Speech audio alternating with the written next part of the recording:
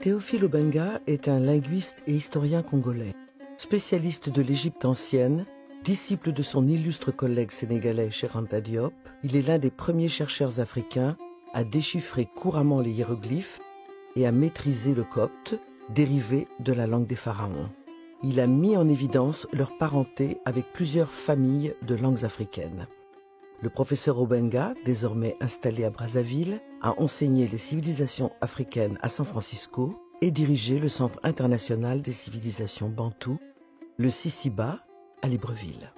Mon discours s'adresse à l'Afrique, donc ça peut ne pas plaire aux autres, mais je m'adresse essentiellement aux Africains.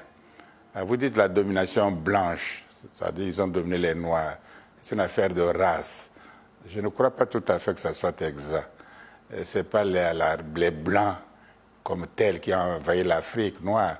Ce sont les intérêts, les groupes d'intérêts, intérêts d'État, intérêts financiers des groupes, etc. C'est eux qui ont eu intérêt à venir, c'est un système à venir coloniser, si vous voulez, l'Afrique. Bon, comme ils sont blancs, on dit, bon, c'est les blancs, tous les blancs. En fait, non, il y a des blancs qui se révoltent aussi contre ce système. Donc, ce n'est pas tout à fait l'affaire des blancs.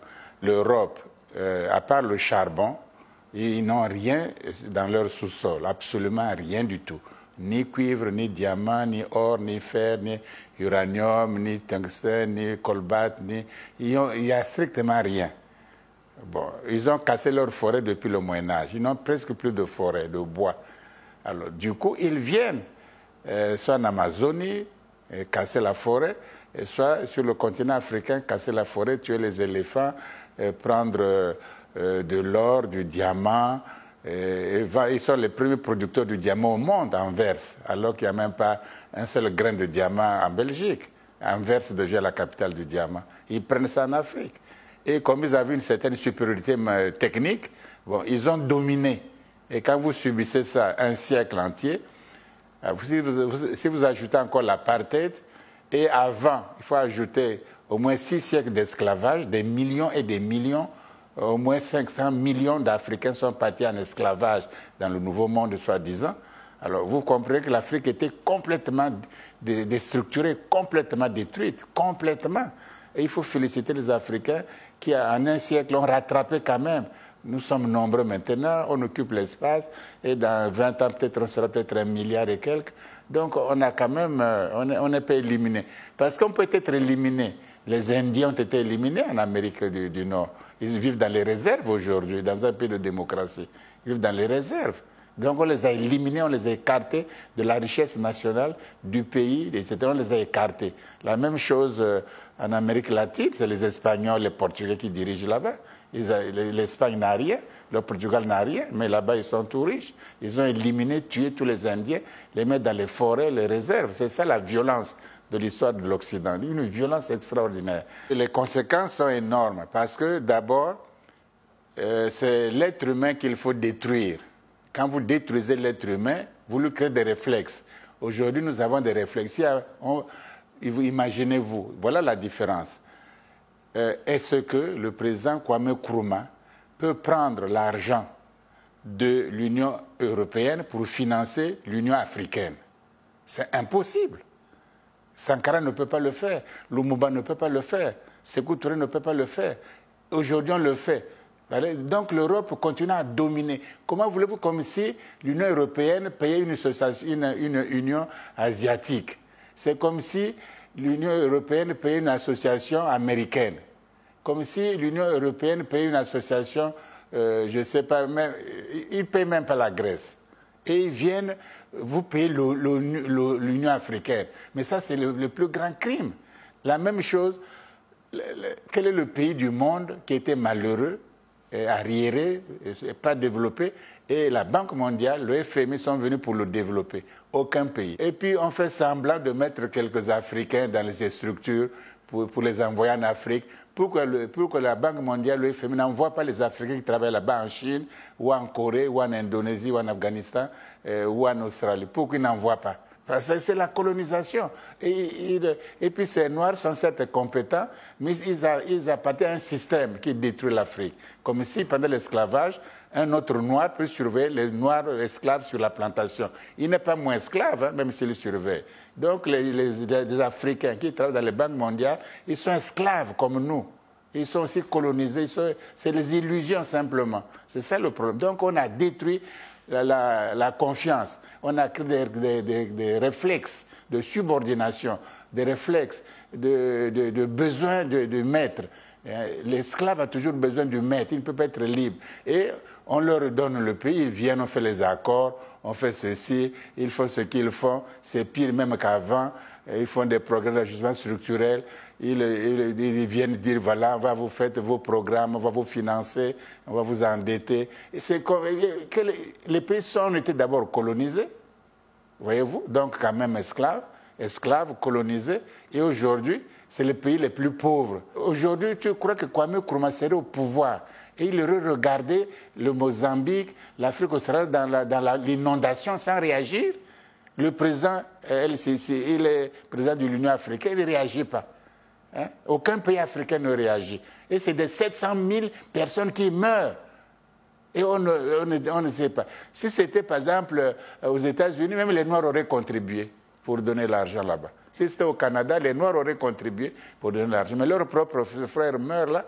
Il y a pas de, l'Union africaine ne fait strictement rien du tout de saillant, de visible et d'important. Ils ne se rendent même pas compte là-bas. Quand il y a les petites élections dans un petit pays, l'Union africaine envoie des délégués qui sont souvent corrompus aussi. Mais maintenant, quand il y a l'inondation, des catastrophes comme ça, l'Union africaine n'envoie même personne pour regarder, pour voir. Vous voyez que c'est des structures qui sont manipulées et qui n'ont rien d'africain et qu'il faut souhaiter que ça disparaisse, que d'autres structures, d'autres Africains viennent. Parce qu'il n'y a même pas de patriotisme. Et voilà, le problème, c'est les séquelles. C'est qu'on n'arrive pas à être soi, à avoir confiance en soi. Aujourd'hui, les États-Unis d'Amérique, avant tout le monde, au XVIIIe siècle, ils ont vu clair, les dirigeants là-bas. Ils ont saisi, ils ont eu un idéal. Il faut faire un État fédéral. D'autres ont voulu, d'autres n'ont pas voulu. Ils sont parvenus à faire un État fédéral. Puissance, avant tout le monde. Et ils dominent. Les Chinois, après la longue marche de Mao Tse-tung, quand ils ont installé le Parti communiste en Chine, ils ont un idéal. Il faut un idéal, un grand pays, plusieurs milliards d'habitants. On va faire quoi avec ça? Il faut qu'on se construise, qu'on soit discipliné, qu'on travaille et qu'on ait notre place dans l'humanité. Les États africains aujourd'hui, les États-nations, il n'y a aucun idéal.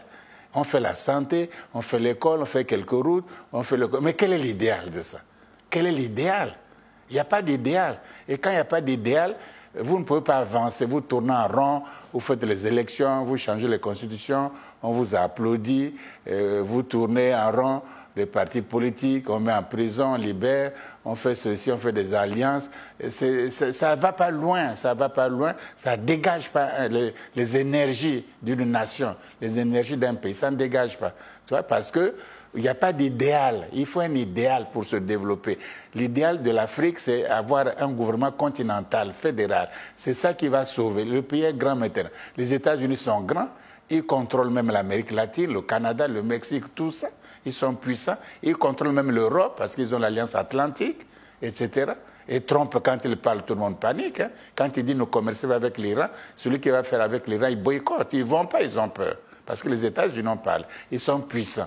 Il suffit de dessiner un idéal. Il faut faire les universités africaines, parce que nous sommes même dans la modernité. Il y a les sciences, les savoirs modernes, c'est très compliqué, c'est scientifique. Si nous voulons vivre même ça, au lieu d'envoyer toujours nos éléments en Europe, enfin à l'extérieur, on peut commencer par faire des grandes universités sur le continent africain, au moins ça. Et puis pas seulement pour un pays, mais pour une région ou pour le continent. Et puis former la jeunesse. Et puis ils vont grandir avec d'autres idéaux, avec d'autres sentiments patriotiques. Et ils pourront plus tard, parce qu'il y a le changement, les jeunes au respect éternel, on s'en va. Donc peut-être les futures générations, ayant été éduquées dans un certain patriotisme panafricain, pourront en ce moment créer d'autres structures africaines. Je crois qu'il ne faut plus que les banques mondiales, le FMI, viennent sur le continent africain. Il faut les interdire strictement, qu'ils ne viennent plus. Il ne faut pas qu'ils viennent, parce qu'ils ne pourront jamais, au grand jamais, développer l'Afrique. C'est impossible. la Banque mondiale voulait vous développer, qui n'ont fait qu'un plan d'ingénieurs. Voilà, pendant 5 ans, 10 ans, nous allons former des ingénieurs africains dans l'agronomie, dans l'industrie, dans l'énergie, etc., dans les transports. On va former les ingénieurs africains. Voilà un plan qu'il faut faire. Mais il vous parle des problèmes d'ajustement structurel. Il ne faut pas augmenter les salaires, il faut pas faire les écoles, il ne faut pas faire les hôpitaux. Tu as déjà vu le FMI parler de l'école ici en Afrique? Ils n'aiment pas ça. Il vous parle des programmes d'agriculture, on va donner les aides agricoles, mais vous voyez bien que vous ne pouvez pas vous développer en faisant un champ de maïs. Hein. C'est un idéal. Je crois que ce faisant, et les Africains trouvent que c'est méchant, c'est violent, on ne respecte. Non, ce n'est pas ça. Chacun défend ses intérêts.